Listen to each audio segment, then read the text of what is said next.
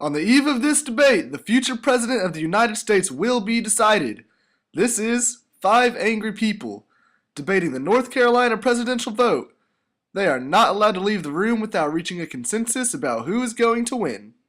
Here, we have Shaquille. He's 25, unemployed for 2 years, and hasn't been able to find a job since. He's one of the 21.5% African Americans residing in North Carolina, and he is devoutly religious. Here is Sunham, who's an independent and undecided who to vote for.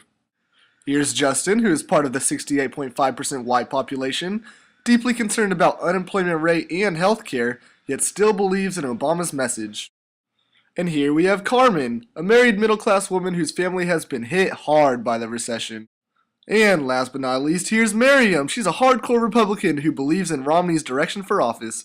She's older and thus represents the older North Carolinian voting stats. Historically, North Carolina has voted Republican up until 2008. Really good. Okay, guys, let's get this over with. Come on. Okay. Who's planning on voting for Obama? Right here. Right here, I am. Romney. Obviously. There's always one on, one out. Give me one good reason why someone would even vote for Romney. Enlighten me. Okay, unemployment rate. That's all Bush's fault. President Obama promised to halve the government's debt and lower unemployment rate, but he's doubled both. North Carolina has one of the highest unemployment rates in the country, 9.7%, coming in 48th overall.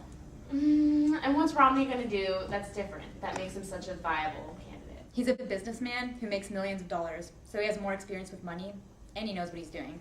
He gives more hope in getting us out of this recession. That's true. Obama hasn't delivered in the past 4 years. But what's to say Romney will be any different? Maybe it's just bad timing. If Obama had put in as much effort into fixing our economy as he did with this healthcare reform, we probably wouldn't even be having this argument right now. The fact is, he didn't. He's been spending billions of dollars in alternate resource research, and all the while, the gas price is still rising. That money could have gone into reconstructing or fixing our economy. We can't afford another 4 years. Obama does want to raise the debt ceiling by $1.2 trillion, just worsening the situation. I see what you're saying. Romney would go the other direction completely, and maybe we do need that change of direction. Wait, Obama is promoting his job care bill. It focuses on improving the circumstances of small businesses, teachers, entrepreneurs, struggling families, and individuals. And finally, it's probably going to help rebuild our crumbling infrastructure. That's a $447 billion bill that he plans on raising the money for by raising taxes. It doesn't add up. Okay, let's calm down. Let's not get too heated on this. Okay, let's go on. What other ideas do we want to discuss? Okay, yeah. Speaking of all this energy put into healthcare, I really support Obamacare.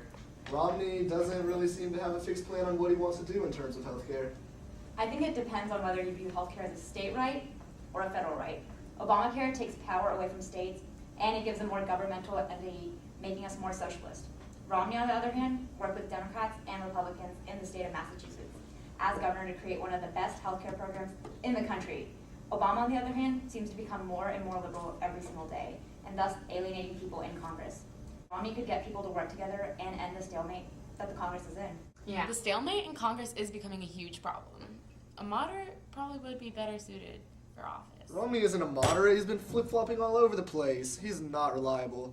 Obama promised a lot of things back in 2008, and he delivered. I don't agree with you about this whole flip-flopping. He's willing to compromise and listen to the American people. Yes, Obama delivered, but on what things? He spent his whole term of office fighting for Obamacare while we wilted it under an economy that's slowly sinking and has steadily rising unemployment numbers. A majority of North Carolinians voted against same-sex marriage, and Obama slapped us in the face when he publicly denounced our decision. He's too liberal and out of touch with the American public. That is very true. Homosexuals can love each other, but marriage is between a man and a woman. I don't care what anyone says. I guess it comes down to what issues we North Carolinians care about the most. Whether it's the economy, bipartisanship, state versus federal rights, healthcare, or same-sex marriage.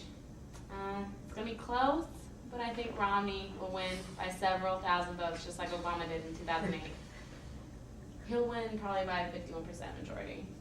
Okay, I think we are ready to do our final vote. Obama, Romney. Romney 2012 it is.